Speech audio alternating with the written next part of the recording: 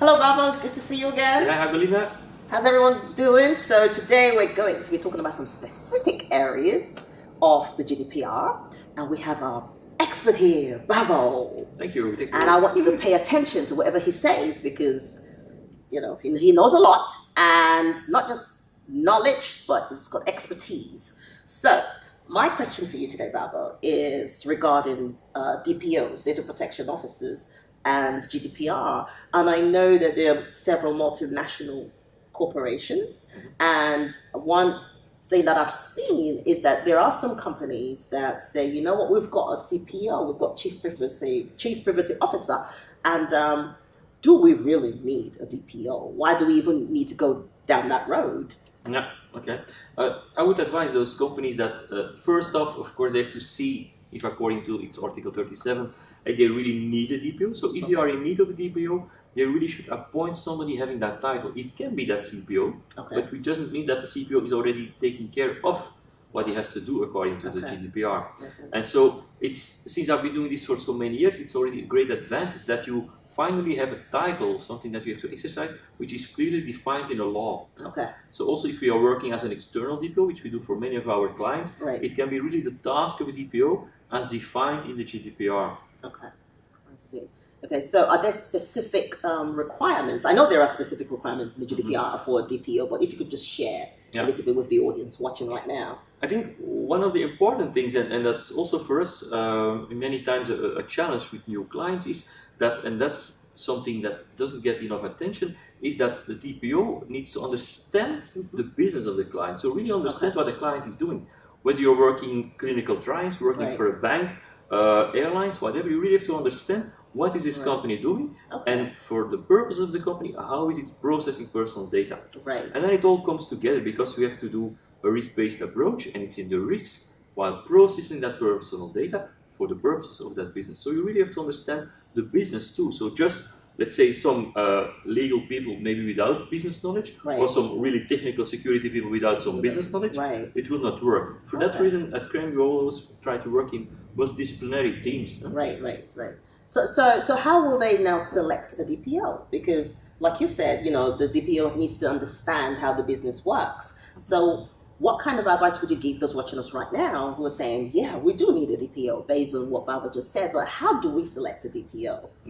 How do we make that decision? How do we choose the right one? I would say if a company really is a big company and has the need for a full-time DPO, maybe the best track is to find somebody on the market, so to hire somebody and to have a job opening for that. And then of course you can get trained. We have, by the way, we have a training campus too, a training institute. If it's less than a full-time, I would hire an external DPO. Why? Because you need somebody who really is up to date with all the challenges, all the opinions, the guidelines there are. And if somebody's working half-time, or even some clients work 1/10 of their time as a DPO, you don't have that experience, you don't have that knowledge, which is, in my opinion, essential to do the job. Right. Okay. So those are the tips that, you may need to get an external DPO, or you can hire somebody in-house to do it. But then you have to train them, right? Yeah. You have to train them because oftentimes they don't come in with the training and the knowledge. So you got to really teach them on what they need to do. And, and since the DPO job is both, I would say, a legal part and a technical part of it. One pitfall maybe for the internal DPO is the possible conflict of interest. Conflict of interest, absolutely. And so maybe it's obvious to take the CIO because he knows about all those systems. Yeah, but then he has two hats. In one hat he says, I need a new firewall, and the other hat he says, maybe we first have to update our Windows machines. So it's important to not have a conflict of interest because that will run you into trouble in the long term. So it's best to have somebody who's independent. Yeah, but it can be in your own company, but then at a non-managerial level, it can be useful. So who will that person report to then in the organization? Normally, from the GDPR's perspective, is the highest ranking person, which will be the CEO, but that's not practical, of course. So in practice, we work with, let's say, an advisory board or a board that at least can approve the proposals of the DPO. So the DPO will come up with his advices in line with the GDPR, but also for instance, will draft new policies. And they have to be approved to be valid, to be legally valid, binding within that company. So you will work with a management committee or an advisory board that can approve the proposals of the DPO. Okay, so for US clients or US people watching right now, and they're thinking, yeah, we do need a DPO. What do we do? What do you say, Bavo? Do you suggest we go for external DPO, or what do we do, Bavo? I would say, yeah, depending on your sense of urgency, Right. maybe we as Crime, as a company, we can, for instance, do for you already an assessment, Right. so that you have a clear view on what are our needs for our company. Okay. And maybe the result can be, yeah, it's not such a huge challenge, you can do it internally, or you have to hire somebody, or you have to have a new job opening, Okay. or we can help you as an external DPO. With many clients, we also work in mixed teams. The client can have a legal counsel who's quite aware about the business and its legal challenges. Right. They can have a CISO who's, of course, very aware of the security. And we can just add to that somebody with a DPO experience and the knowledge about the GDPR. So that's perfectly fine too. So we just fill the gaps within the company's requirements for a DPO. Okay. And does that DPO have to be a lawyer, or it has to be mixed background, or? It's as I said, it should be somebody who's both legal and technical. As we all know, that doesn't exist normally. Yeah, I'm that person, and some colleagues too. But you really need to understand both. It's about a company working in an environment which is technically challenging, but also legally challenging. Okay. So it should be multidisciplinary, and therefore you can work in mixed teams with a client or a mixed team from training too. We have all those qualifications inside. That's good. That's good to know.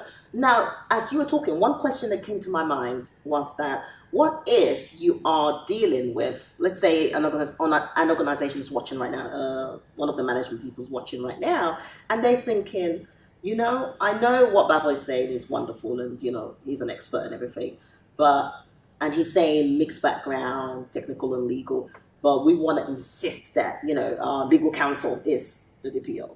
Okay. How would you go forward with that? What would you say to that person watching right now? I would say, maybe it sounds a bit commercial, but we have a training for that.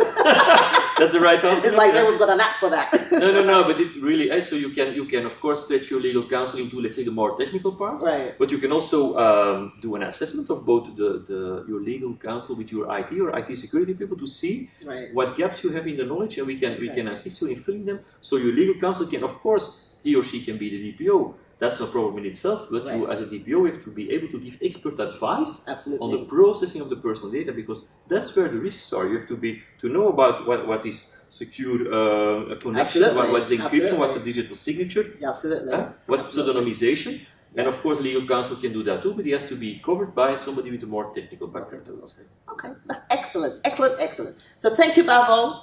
This is excellent. So for you watching, we just talked about the data protection officer and the role and why you need it and how to choose one.